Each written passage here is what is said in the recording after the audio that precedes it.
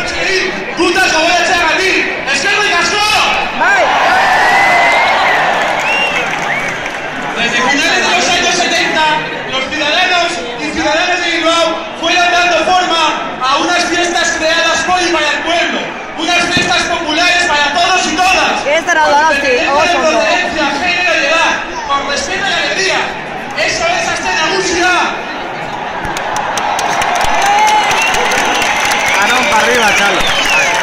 Sin embargo, durante muchos años el colectivo de las personas con discapacidad no pudo disfrutar de la Aste Nagusia debido a las barreras urbanísticas, arquitectónicas y de comunicación.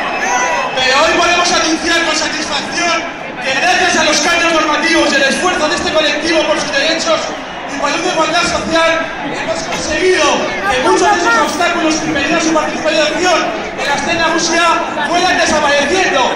¡Para Bilbao inclusivo! Que no te caes, ¿no?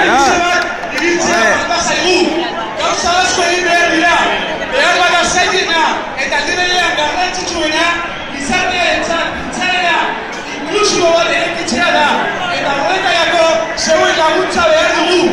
Bilbo eta Euskal Herrian nodebamentuak gizarte bizitzako eremu guztietan errespetatuak izango dira. Danon berdinak gara!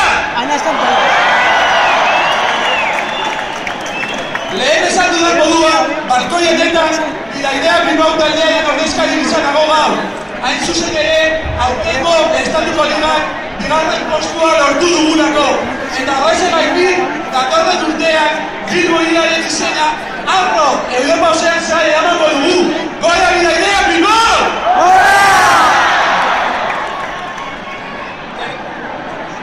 Hemendik, gurpila urkiko saskibaloia ezagutzera gonbidatzen zaituzte.